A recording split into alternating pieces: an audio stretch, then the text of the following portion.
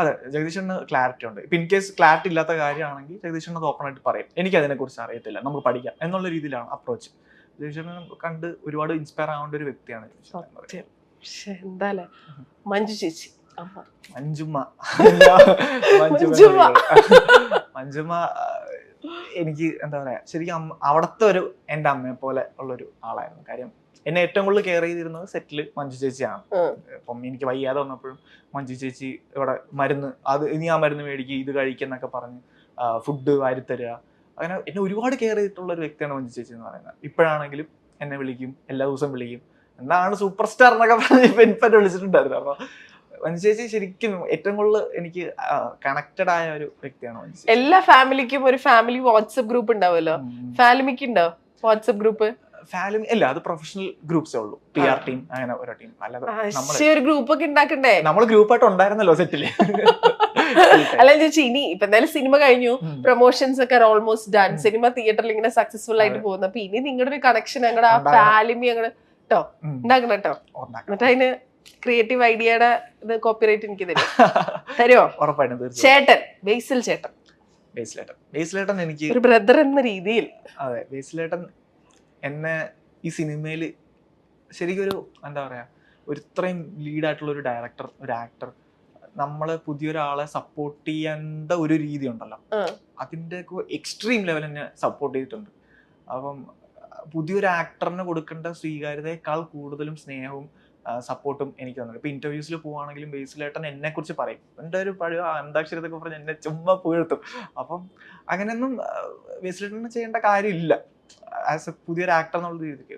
അപ്പം പുള്ളി എന്നെ പുഷ് ചെയ്യാൻ അല്ലെങ്കിൽ എനിക്ക് സപ്പോർട്ട് ചെയ്യാൻ ഒരുപാട് ശ്രമിച്ചിട്ടുണ്ട്. ഇപ്പം കഴിഞ്ഞ ദിവസം ഇൻസ്റ്റാഗ്രാമിൽ എൻ്റെ ഒരു സിംഗിൾ ഫോട്ടോ ഒക്കെ പോസ്റ്റ് ചെയ്തു ബേസിലേട്ടൻ. അപ്പം അതൊക്കെ എന്നെ ഒരുപാട് മീൻ ചെയ്യുന്ന കാര്യം. അപ്പൊ അതൊക്കെ എനിക്ക് ഭയങ്കര മീൻ ചെയ്യുന്നത്. പുതിയൊരു ആക്ടറിനെ കൊടുക്കുന്ന സപ്പോർട്ട് ശരിക്കും നമുക്ക് ആ ബേസിലേട്ടനെ കാണുമ്പോൾ നമുക്ക് ഭയങ്കര ഇൻസ്പയർ ആവും. കാര്യം നാളെ എനിക്ക് ഒരാളോട് അങ്ങനെ ചെയ്യാൻ തോന്നും. പുതിയൊരാള് ഇങ്ങനെ വരുവാണെങ്കിൽ എനിക്കിപ്പോ സപ്പോർട്ട് അപ്പൊ അതിനുള്ള ഒരു അത്രയും സ്നേഹം തന്ന ഒരാളാണ് ബേസിലേട്ടൻ എന്നുള്ളത്. അപ്പം ആസ് എ ബ്രദർ ആണെങ്കിലും ആസ് എ ഫ്രണ്ട് ആണെങ്കിലും ഒരു സ്റ്റാർ എന്നുള്ള രീതിയിലാണ്, ഒരു ആക്ടർ എന്നുള്ള രീതിയിലാണ്, ഒരു ഡയറക്ടർ എന്നുള്ള രീതിയിലാണെങ്കിലും കിടിലം മനുഷ്യനാണ്.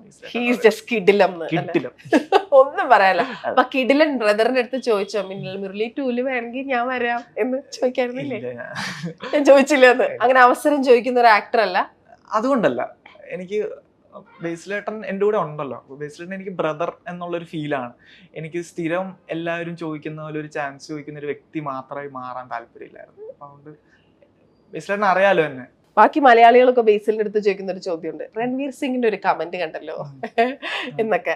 അത് ആ ചോദ്യം ചോദിച്ചായിരുന്നോ? അതെന്താ, ശരിക്കും ഉണ്ടോ ബേസിലേട്ടാന്ന്? ഞങ്ങൾക്ക് വേണ്ടി ചോദിക്കായിരുന്നില്ലേ? ചോദിച്ചോ? ഇല്ല, ആ മലയാളികളുടെ ഒരാളാണ് ഞാനും ചോദിച്ചാലും പറയത്തില്ല. ഞാനും നിങ്ങളുടെ കൂട്ടത്തിലാണെന്ന്. അപ്പൊ ആ ഫോട്ടോയുടെ കാര്യം എന്താന്ന് വെച്ചാൽ രവിവർമ്മൻ പോസ്റ്റ് ചെയ്ത ഫോട്ടോ എന്തായിരുന്നു ചോദിക്കായിരുന്നില്ലേ? ഇല്ല, നമ്മൾ ആ ഡിസ്കഷനിലൊന്നുമില്ല. നമ്മൾ വേറെ ഹാപ്പി വൈബ്, നിങ്ങൾ വേറെ വൈബ് ആയിരുന്നു അല്ലെ? ആക്ടിങ് മാത്രമല്ലാണ്ട് ഒരു സ്വപ്നം എന്ന് ചോദിച്ചാൽ എന്താ പറയാ?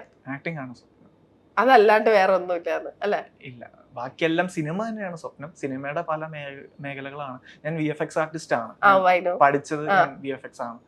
അപ്പം സിനിമയിൽ തന്നെയാണ് ലൈഫ് എന്ന് വിശ്വസിക്കുന്നു. അപ്പൊ അതർ ദാൻ ആക്ടിങ് വേറെ എക്സ്പ്ലോർ ചെയ്യാൻ ആഗ്രഹിക്കുന്ന ഫീൽഡ്സ് എന്തൊക്കെയാ? എപ്പോഴേലും ഡയറക്ടർ ആവാന്നൊക്കെ ആഗ്രഹമുണ്ട്.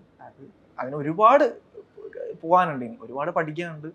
പക്ഷെ എന്തെങ്കിലും ഒരിക്കൽ ചെയ്യണമെന്നുള്ളൂ. ഇപ്പം അന്ന് ഞാൻ സിനിമ നടൻ ആവണം എന്ന് ആഗ്രഹിച്ച പോലെ ഇന്ന് അത് ആഗ്രഹിക്കുന്നു. അതുകൊണ്ട് ആഗ്രഹത്തിൽ നിന്ന് അല്ലെ, സ്വപ്നങ്ങളുടെ കൂട്ടത്തിൽ. ഓക്കെ, അപ്പൊ go heights man, you'll reach heights. Thank you so much. All the best and thank you so much.